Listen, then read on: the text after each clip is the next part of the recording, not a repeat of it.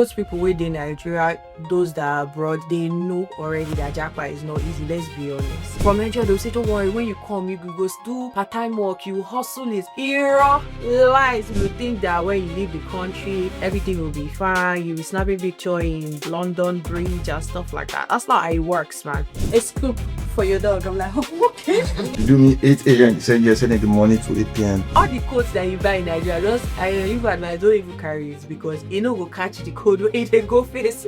Oh, I don't even want to cry because when I think about the times, like they're really tough times. Studio, please, do you have tissue? Why won't you talk to me? It's me again on your screen. Oh my god, you guys cannot even be tired of seeing me on the screen yet because it's me and you guys forever. Like, especially when is this episode where it's just two of us. Like I always say, when no one is here, no guest is here, and it's just me and you guys, it feels very personal, like we're in a connection, personal connection. Nelson, no cut this part in the video. Anyways, guys, let's talk. I feel like people just think, or rather, let's even just be honest, that at this point, both people within Nigeria, those that are abroad, they know already that Japa is not easy. Let's be honest. Let's be actually be for real. Like, they know Japa is not easy. They know it's not easy to plan everything. They are aware. But the thing now is, there's a very thin line between knowing and actually experiencing it. So, you know, there's always say, it's true, poor man people, they suffer, whatever. But you now actually experiencing the suffer, they suffer, I promise you, is a new dimension. Now, I want to actually talk to you guys about after you have finally now even get your visa to travel, blah, blah, blah, yeah. I believe that when you now enter the hardship, is a whole different dimension. Like it is not as easy as we think, I promise you. So yeah, I'm here to actually let you know the realities. Yes, they give you a visa, you're excited, blah blah blah, you get your congratulations. But like that congratulations, is it really congratulations or welcome to another dimension and level of struggle? Before we get into it, before I gaslight or whatever it's, let's do our TYT pledge, please. You guys should know it already, come on. But yeah, I pledge to TYT.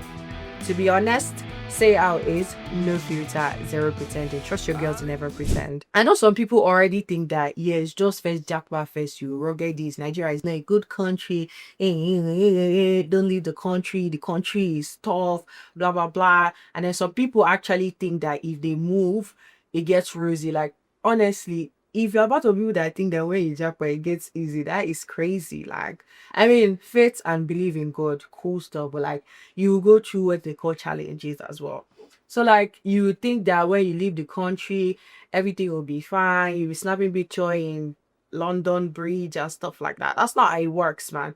Me for real, me. Let me use myself as an example. I never even thought it would be rosy. From the airport airline where I even use jackpot, I already know say the struggle where go hits me, it's not gonna be small struggle. So from there, like the reality already even set in. Like I was not in any delulu that I was about to go and enjoy in the UK. I already knew that, man.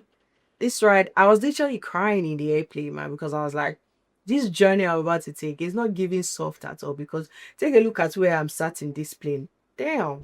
And then when you now even arrive the country, one of the struggles, first of all, that cold go first hit you. If you go to school for masters, so the masters period is usually September, and then that's where like the winter is trying to like begin to come back again. So the cold go from the airport. So when you see that welcome to Heathrow or you come to Gatwick. The code, first of all the codes that you buy in Nigeria, I even advise don't even carry it because you know will catch the code when they go face. I just wasted money, to be fair, buying codes from Nigeria. It's not going to catch any of the code, man. The code will first open you up to welcome to the struggles, because by then you probably don't even have a thick coat to help you warm, like to keep you warm from the cold, and everything being so expensive. You're coming from a country where naira to £1 is about 1,000, so of course everything will look very expensive to you. If you see something of £2, you're already calculating naira that that's 2,000 naira, like for what? Like it was quite a struggle. Like I promise you, the struggle coming is not even for a joke. Like it was so bad, like I will literally enter a proper supermarket, let's even say Tesco for example, and then you'll be seeing some kind prices, you'll be like, why this thing so cost? You see food of £4. Bear in mind, food in the UK is actually cheap, but because your mind is already set to converting it to the currency you're coming from. If you continue doing that, you feel no trouble for that country because it will be looking expensive every time. So you just have to wake up to the reality that okay, this is where I'm going to live my life. So like just get used to the currency in it. And then there's the social media part of it. My God, me, I even first ghosted social media for like about 4 months, but people were thinking, oh, she's forming big girl. She moved to the UK. She don't want to talk to any of us. Girl, I was suffering. Guys, I'm not even joking with you. That 4 months was actually a lot. I won't even lie to you. Like the 4 months, the first 4 months when I moved to the UK, terrible. I don't wish it on my enemy. Right. So there was a lot going on. Like real life of the UK just setting. Like you're hustling in another man's country. Like shared accommodation. Like I swear to God, when I moved to the UK, I literally had of shared accommodation. Like I'm not even lying to the extent of like you guys will be sharing some very intimate things inside intimate again. Ha! And it is not cheap. Oh. You be hearing shared accommodations, 400 I mean the cheapest you probably see, £450 per month. Like UK was like the first place I experienced. You know, you be hearing things like oh people pay bills per month. But when you start doing it, it's a different dynamics. Like you'll be paying £450 per month to be sharing toilets. I promise you, the issue is not even sharing toilet. It's the fact that sharing toilet is expensive. Like, if I'm sharing toilet, I'm sharing my privacy already. Why do I still have to pay that much money? It was crazy. You will do different jobs. Food, oh, why shit? You will do shifts, like, different job. As you finish school, in case you came through master's route of school, you go to school, you come back. As you're entering your house, you're changing to your outfit to go and hustle for the day. Like it was just a lot going on. For someone like me, sir, in terms of the jobs, I didn't even get the jobs. Like from Nigeria, they'll say, don't worry, when you come, you go do part-time work, you hustle it. Hero lies. When you come for the first 5 months, if you know see one job. And then the bills will be piling up. Me and my rent was more piling. Oh, I don't even want to cry because when I think about the times, like there were really tough times in my life. Studio, please do you have tissue? But anyways, I probably see it was actually a struggle then. Oh my God, cooking for myself. You know, things that might not be an issue for some of you because in Nigeria you probably already cook for yourself. But me, I lived with my sisters, so like I was used to someone cooking for me and the food just imagine I go to another country and you're cooking. First of all, you even find African food quickly. You go they chop. My brother and sister even trek call like you will trek everywhere. Nothing like quick keke down food to carry you. Any small thing you go enter train with my brother. Or you enter bus, buy bus ticket. Like there was just a lot to settle in. And then you'll be wondering that is this the life I was rushing to from Nigeria? Like at some point you question yourself for that. For me, it was just a lot. The one that even amazed me, you know, the things I've been mentioning, I kind of had an idea from Nigeria of what to expect, like, you know, but, you know, the fact that I was experiencing it now that I was in the UK, it was a different dimension, but I kind of already knew it would happen. But things that I didn't expect, especially the weather. I knew it was gonna be cold, but like when it started to get dark by 4 p.m., I'm like, what is going on? Can it be worse than this? Like, I'm already cold. Why is it getting dark at 4 p.m.? 4 p.m. is where everybody's already going home because the weather is sad and depressing. 4 p.m. is getting dark like it's 9 p.m. Like, why? Like it doesn't then it's still dark till like 7 a.m. the next day as well. So you're not even motivated to stand up. You think it's still 4 a.m. Meanwhile, you're already even late for your shift or something or late for a class. Oh my God, what are food differences? Guys, I couldn't believe that I did not eat swallow as per Eba Amala for like 3 months. Oh my God. Somebody tell me why I didn't pack from Nigeria. The airline I entered, there was no space for me to pack all those things. So I promise when I say the struggle started from when I entered the plane. It was when I think I visited my auntie in like December time in the UK. That's when I chopped like pounded yam. Like, you know what it is not to eat. So as an African girl like me, Nigerian girl, not eating swallow for 3 months. I had done so spaghetti I did chop. God. And then the fact that African foods were also very expensive. And then me, I'm just trying to get myself, like, I had to close my eyes from it.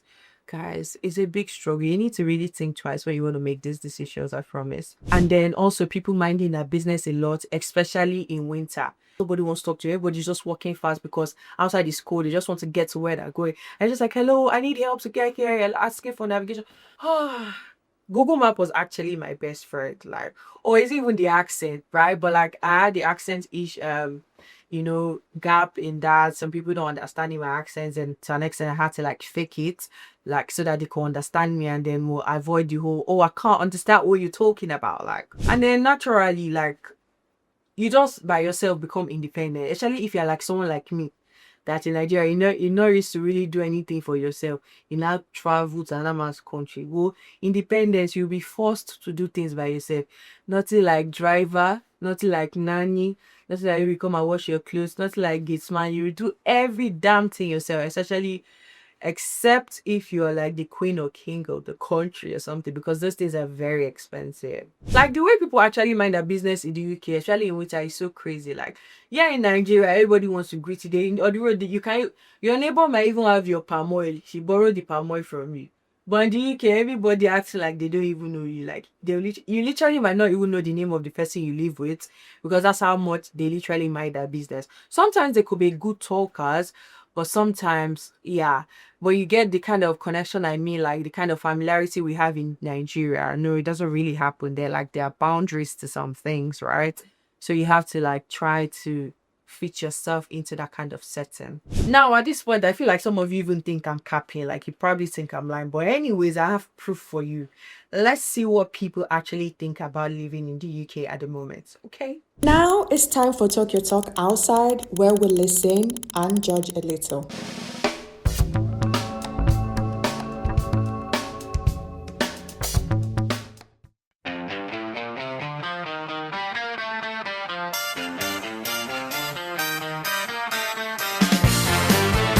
Yeah, so tell me, what's your biggest cultural shock living in the UK? Wow, I've got a lot, but one that always surprises me to a date is the fact that they sell ice cream for dogs. Okay. I mean, I thought dogs have like, they eat regular food.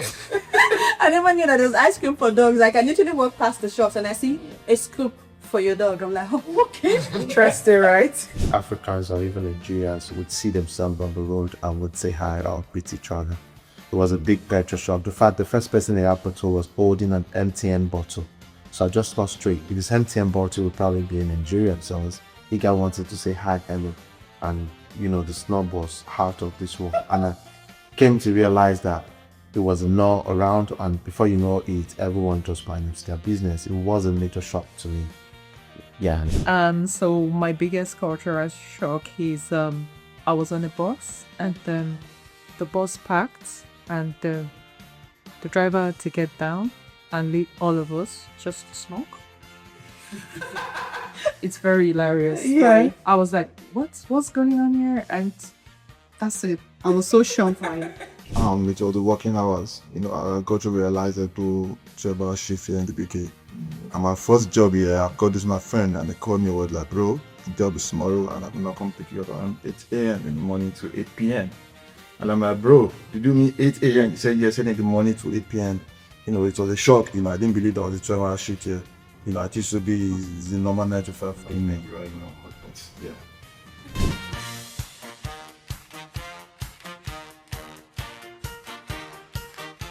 Now, after watching those cultural shocks, I promise you, I hear what people have to say. I'm not trying to scare you guys, just keep an open mind. The truth is, wherever country you're in, you will always face your own struggles, but like, just keep an open mind. You can actually build a good life in the UK, right? But it takes so much patience and time. Like, if you know you are ready to be patient, you get patience for body, then you probably will survive. Like, there is a popular saying, right? There's a popular saying that says, Nigeria no dey carry last. Anywhere we go rugged them. So I promise you probably can run it. If you run and die, don't let this video confuse you.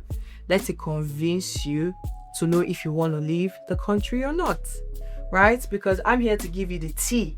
I give you all the tea, so use that to make up your mind. So if you're actually planning to move to the UK, my own take is, don't just prepare for the journey, prepare for the reality, because it's gonna be tough, quite tough. Anyways, that's my talk, guys. Now I want to hear yours. Okay, love you guys, bye.